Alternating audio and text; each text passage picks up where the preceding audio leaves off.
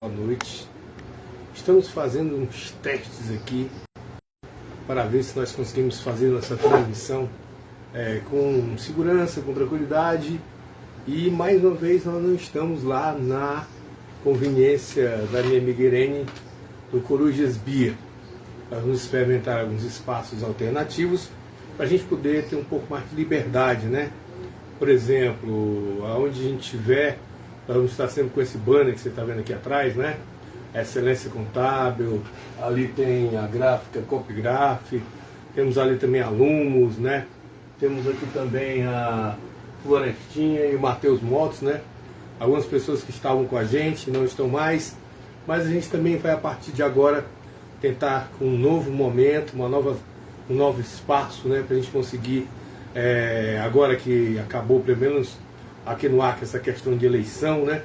Agora o custo do estúdio deve ser bem mais barato, né? Deve ser bem mais tranquilo, e a gente vai poder fazer essas lives com mais tranquilidade. Segundas, terças e quartas no estúdio bem mais produzido, com iluminação do direitinho, e amanhã a gente já vai estar com o ring light na nossa mão, que a ring light a gente está deixando sempre lá na Irene, a gente vamos pegar lá, quando a gente tiver poder fazer uma transmissão com mais qualidade para você, certo?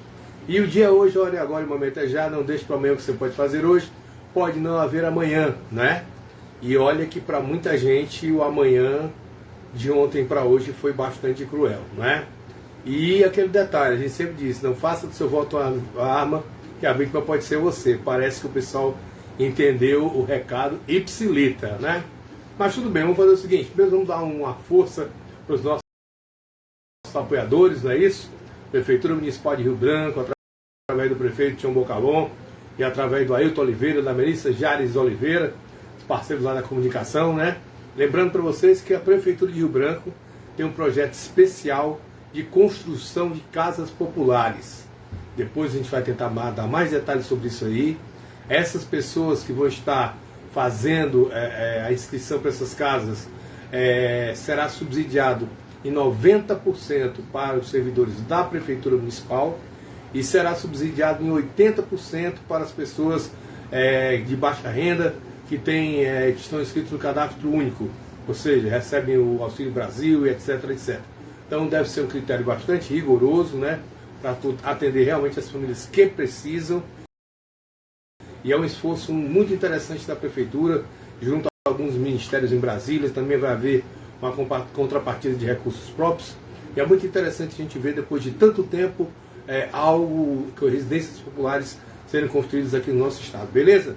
E aquele abraço também especial para o meu amigo Ailton Oliveira, para Melissa Jares, e também um abraço especial para o meu amigo Iê Santos. Iê, aquele abraço para você.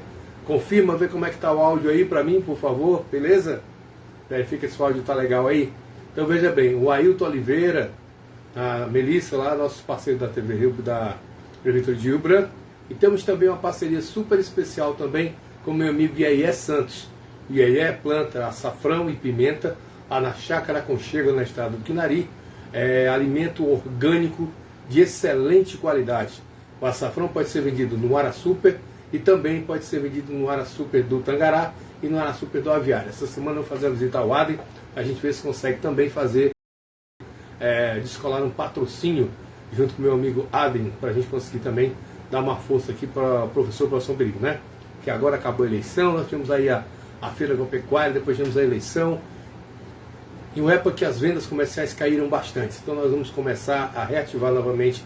Amanhã nós vamos ter uma reunião, se Deus quiser, com o Wagner da Cidade Publicitária, vamos conversar com ele para mostrar o nosso projeto e ver o que a gente pode fazer. E eu não sou baú, né? E eu quero dizer para vocês o seguinte: vocês lembram de uma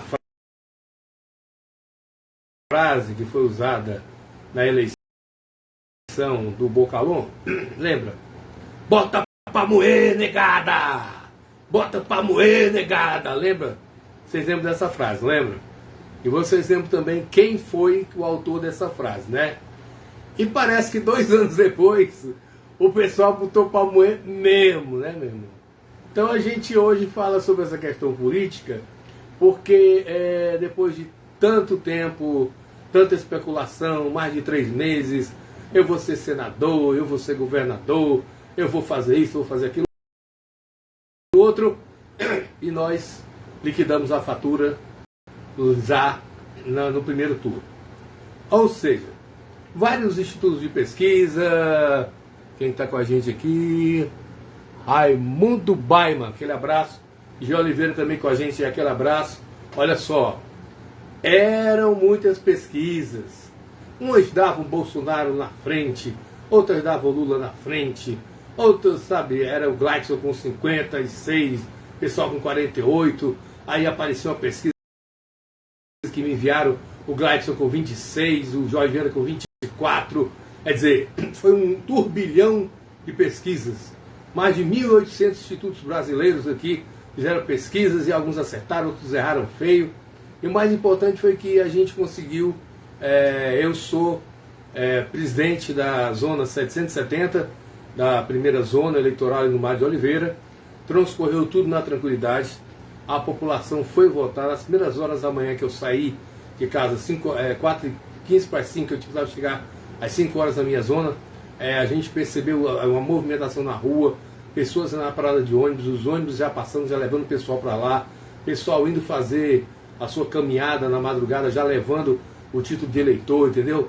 Eu faria só uma observação com relação à questão da lei seca. Eu acho que a lei seca, fechando os bares às 11 horas da noite, alguém comprou umas caixinhas e levou para casa, e nós tivemos um episódio lá na minha sessão de um rapaz que chegou, digamos que ele dormiu pouco, ainda estava meio mamado e quis criar um certo tumulto lá. Quem está chegando também aqui, Rosa Costa, aquele abraço para você também, tá bom?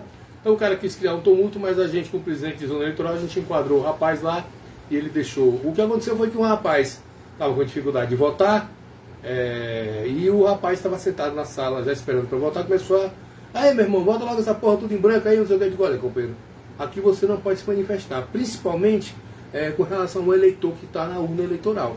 Ele tem o direito ao tempo dele, entendeu? Para fazer o voto dele tranquilo.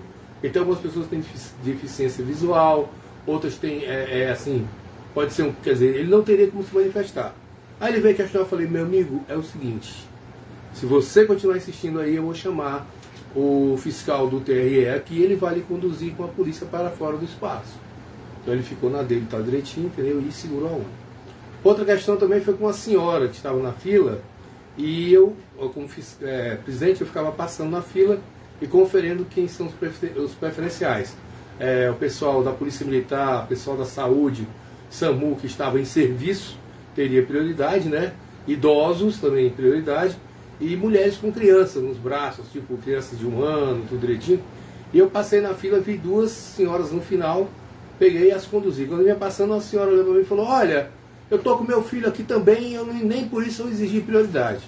O filho dela já tinha certo 4 anos. Eu disse: senhora, a senhora está aqui, eu estou lhe procurando aqui, não estou vendo seu filho.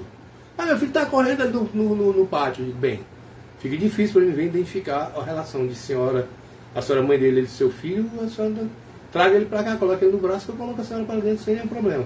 Então foram os 2 incidentes que aconteceram, e o resto tudo a gente tirou de letra, e a gente criou um fluxo dentro da nossa zona eleitoral. Eu não conhecia as 2 mesárias e os secretários estavam lá com a gente. As meninas já tinham trabalhado outras eleições e o fluxo foi muito bom. E por alguns momentos nós conseguimos zerar a fila. Lá no Mar de Oliveira, acho que a nossa sessão foi a única que conseguiu zerar a fila. Então foi bem legal, então fui tranquilo, né? Agora, que eleição surpreendente, né? O que eu vou falar aqui pode desagradar alguém, mas é minha opinião, é a minha avaliação.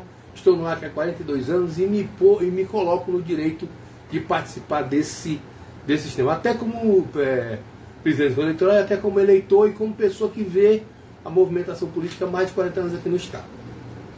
Foi uma higienização, se é que podemos falar assim, né?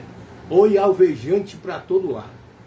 Gladson Cameli ganha com 56% dos votos, ou seja, a população acreditou, manteve o certo para não ir para o duvidoso. O que seria o duvidoso? A Frente Popular chega com Jorge Viana, com Marco Viana, com Nazaré Araújo, com o que tinha de maior potência. Se bem que durante todo o período eleitoral, o Jorge Viana ficou naquela, navegando e tal, vou para o Senado, não vou para o Senado, vou para o Senado. e criou uma certa, digamos assim, uma espécie de expectativa, porque eu tinha falado com meus amigos próximos que o Jorge Viana ia fazer isso porque ele ia entrar para governo sem nenhum problema. A novidade para mim foi o Márcio Bittar. E quando o Márcio Bittar falou que ia se licenciar para gerenciar a candidatura da esposa dele, a Márcia Bittar, a gente já colocou um pitbull atrás da orelha. Então ele entrou também para... Agora veja bem, União Brasil, um dos maiores partidos, o maior fundo partidário do Brasil. Então foi uma candidatura colocada, vamos colocar por colocar. Nós tivemos aí 7 candidatos, né? Tínhamos 8, que não podemos deixar de lembrar do Lira Chapuri, do PMN, que foi, segundo ele, por uma questão de uma manobra, né? Ele estava no candidato no PMN na quinta-feira, na sexta-feira tiraram a página do ar, no sábado ele ligou para lá e disseram para ele que ele não era mais candidato, que o pessoal ia apoiar o governador Gladson Cameli. O rapaz ficou fora da disputa. E nós tivemos alguns fatos interessantes, mas voltando à limpeza geral, né, para você ver, começando pela Câmara Federal. Câmara Federal, 100% de limpeza. Ou seja, muitas pessoas que estavam lá há alguns anos fazendo política, cito Flaviano Melo, tiveram uma votação pequena em comparação à votação que eles tiveram em anos anteriores. Ou seja, Flaviano Melo, um caciquezão, ficou sem mandato. Léo de Brito saiu, e foi uma limpeza geral, né? Então, para deputado federal, nós tivemos em primeiro lugar a Socorro Neri. Surpresa, 25 mil votos. Em segundo lugar, tivemos a Meire Serafim. A família Serafim já vem com uma representação muito grande no município de Sena Madureira, e é o primeiro representante de Sena Madureira. Coronel Ulisses, uma candidatura muito forte, juntamente com a candidatura do Minoro, dentro da estrutura, né, do próprio partido. Zezinho Barbari, ex-prefeito de Porto Walter, chega também. Aí temos aqui Gerlen Diniz, né, deputado estadual que galga a campanha para deputado federal. Temos o Eduardo Veloso, uma outra surpresa também, né? Ele era suplente do senador, o senador saiu e foi para lá, suplente do Márcio Bittar. E temos a Antônia Lúcia, já foi deputada federal, acostumada com o parlamento, nunca deixou de se envolver em questões políticas. Tem o Jesse Câmara, que é o esposo dela lá de Manaus, e o investimento foi feito. E por último entrou o Roberto Duarte. Vale salientar que nessa lista nós temos o Minoro, que para que teve voto suficiente, mas por conta do coeficiente eleitoral, o Minoro ficou de fora, né? Já é a segunda vez que o Minoro entra numa disputa eleitoral e quase chega lá. Vocês lembram que na candidatura, a última eleição de prefeito, o Minoro chegou, aí está liderando boa parte das pesquisas, mas aí entrou naquele embate com o Roberto Duarte sobre aquelas questões de banheiro, não sei o que, e tal. Ele chegou no ponto, ou seja, no limite dele, uma semana e meia antes da eleição. Então ele desidratou e ele terminou descendo e não sendo eleito prefeito.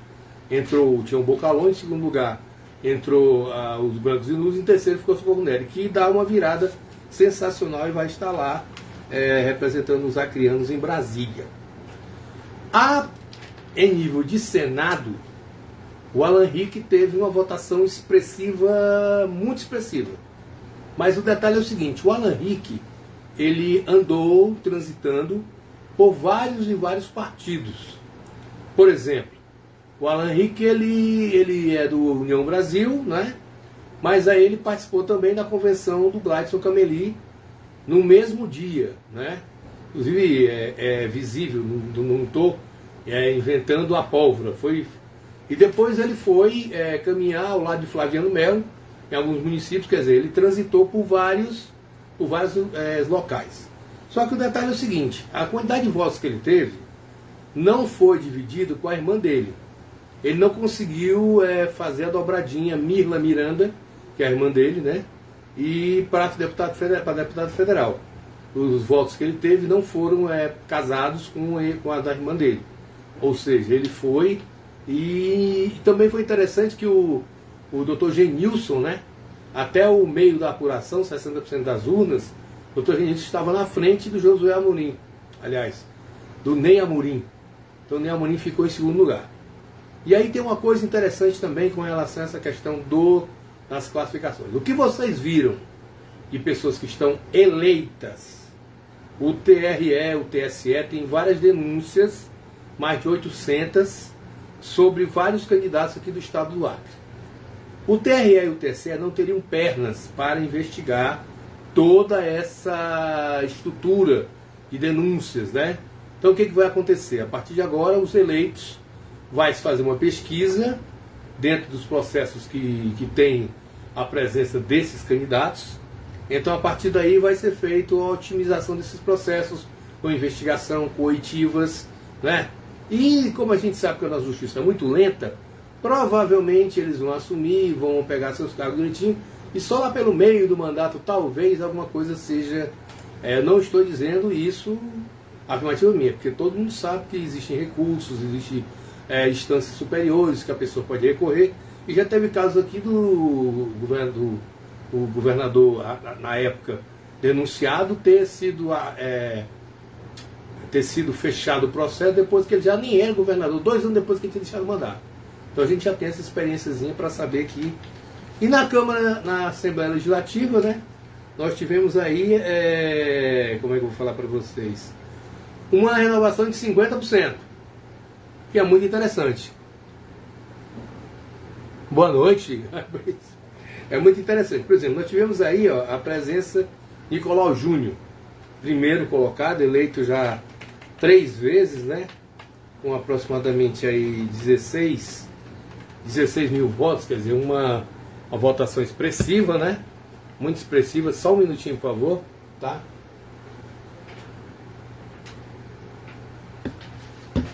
Vou botar aqui um pouco de colírio aqui no olho. Votação expressiva, né? Segundo lugar, tivemos a Maria Antônia. Terceiro, deixa eu ver aqui. Tá, eu botei as letrinhas bem pequenininhas para não... Tá, aqui, Emerson Jarude, vereador, que chega à Assembleia Legislativa, né? Aí depois temos Manuel Moraes. Temos aqui, deixa eu ver quem está chegando aqui. Gilberto... da Droga Vale, né? O papai da Droga Vale. Temos aqui Clodoaldo. Aí depois...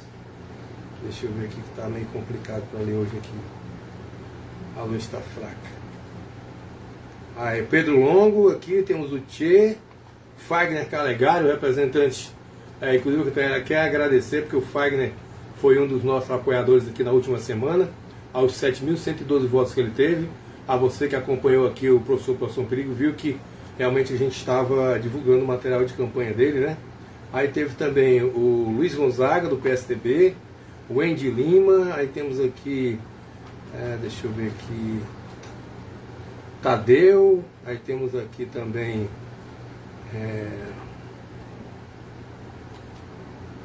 Rauldailton Cruz, doutora Michele Mello, aqui mais uma vereadora. Temos aqui o Edivaldo Magalhães, que foi o único que...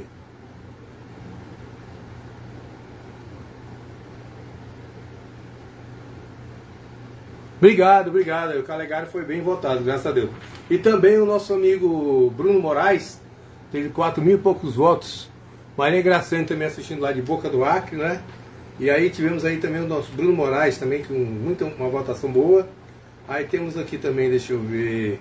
Chico Viga, rapaz, quem entrou por último foi Eduardo Ribeiro, né? Pablo Bregense, o amigo nosso lá da Baixada, da família Bregense, amigo do Bode, do Novinho e toda a galera lá, da Antônia Bregense, a família Bregense está de parabéns aí, conseguiu eleger o amigo. E pois é, a renovação foi desse jeito que aconteceu. Como eu falei para vocês, agora nós vamos falar da parte mais delicada, né? Delicada assim, né? Por exemplo, vou fazer um relato aqui mais ou menos do que a gente entendeu por conta dos debates, né? Nos debates nós tivemos aí a presença do debate da TV Rio Branco, tudo tranquilo, tudo ok. Foi o debate que mais rendeu, foi o debate realmente mais contundente, né? Que acendeu aquela velha máxima de não deixar o David Hall, que teve 746 votos, eu tenho certeza que conquistados são os votos raiz, não foi o voto Nutella, né? Inclusive nós entrevistamos 3 vezes, os 3 episódios que aconteceu, e a gente vai lembrar dessa eleição aqui em 2022 por conta da participação do David Hall. E a gente conversava, ele deve ter alguma candidatura relacionada à candidação a vereador ou ao prefeito no ano que vem, mas em compensação teve um lado negativo, que teve 2 candidatos do Agir que não tiveram nenhum voto. Ou seja, ou eles foram colocados para compor a chapa, ou eles não acreditaram nem neles, porque tem 2 candidatos do Agir que não tiveram nenhum voto. Depois ele tem que ter que rever isso aí, né? Porque hoje em dia eu acho que os partidos estão aí fazendo contas, né? Aí os assessores, baseados no artigo da lei eleitoral que diz que o rapaz não poderia participar pelo Agir, não tem nenhuma representação em Brasília, nem no Congresso, nem no Senado, e os assessores entraram em acordo e tiraram o rapaz do primeiro debate. Boa noite, muito bacana. Pois é, o banner hoje é o que nós vamos explorar agora, porque é um outro momento, né? Agora a gente está, estamos com 2 apoiadores, que é o IEE da Pimenta IE 992422286 e o Açafrão, e temos também aí a possibilidade de fazermos, estamos com um acordo junto com a Prefeitura de Rio Branco. A gente essa semana vai fazer um novo planejamento de mídia, né? Vamos conversar com o Wagner amanhã, para ver se a gente consegue alinhar mais alguns apoiadores para a gente. Tá? Não desmerecendo a nossa amiga Irene Bombom lá mas é porque a gente precisa ter algumas estruturas de suporte. E a partir de hoje vocês vão ter sempre esse banner aqui na nossa retaguarda, tá bom? Nós contas é um banner bonito, esse cara aí né? O banner ficou muito legal, essa foto aí foi feita pelo meu amigo Braga, né? Muito legal, uma caricatura do nosso amigo Braga. Não custou caro, você pode também fazer a sua, né? E aí nós vamos para a eleição para governo, né?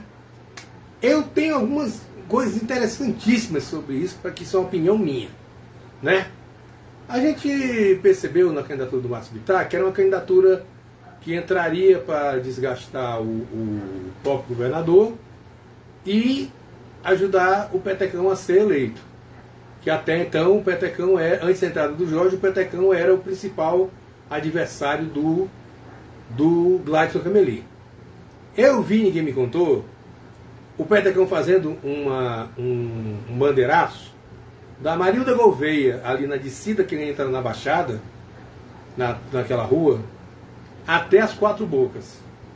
Tinham mais de 500 a 600 pessoas ali. Eu vi um bandeiraço do Petecão, da Secretaria de Educação até o Teatro Barracão, com todo mundo bandeirando ali. Então eu confesso que eu não vi nenhuma carreata da Mara, nem da Mara, eu sei que aconteceu, mas eu não vi. E em estrutura bem pequena, bem nota. No entanto, o Petecão chega com menos votos do que a Mara. Quer dizer, o Petecão, segundo alguns jornalistas, teve uma votação digamos, de vereador. E para a expectativa que ele teve, para as pessoas que ele envolveu, para quem estava do lado dele, inclusive eu vi o choro do Montana soluçando aquela coisa ali, aquilo me comoveu.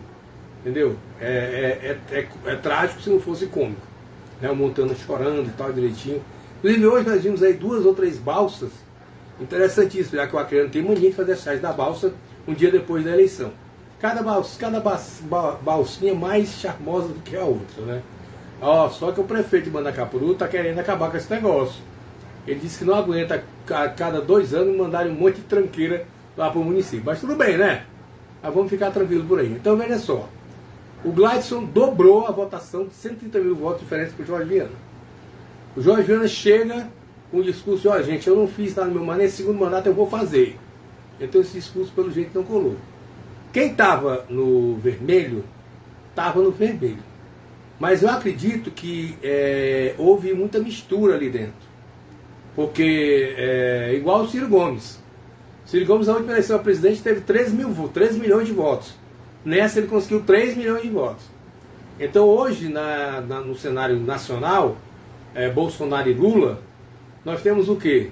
A Simone Tebet, que foi a terceira, com condições de fazer alguma diferença indo para um lado ou para o outro, né? Ou Bolsonaro ou Lula. O mais interessante é que nessa segunda turno, que a eleição é dia 30, nós vamos ter o mesmo tempo para cada candidato na televisão, certo? E nós vamos ter o mesmo tempo os candidatos nas rádios, na propaganda eleitoral gratuita. E nós vamos ter provavelmente 2 ou 3 debates que eu espero do fundo do meu coração que o presidente Bolsonaro não fique chamando o Lula de ex-presidiário e que o Lula não fique chamando o Bolsonaro de misógino, de não sei o que, de não sei o que. Se vocês dois, os dois candidatos, colocarem propostas, vai ficar muito mais fácil. Porque foi o Nordeste, segundo a avaliação do TSE, que deu essa votação para o Lula. Até 70% dos votos do Bolsonaro estavam na frente. Aí ele estacionou em 43% e o Lula foi chegando e chegou a 48%. Faltou 1, alguns pontos percentuais para o Lula fechar no primeiro turno. Então é outra eleição, é outra história.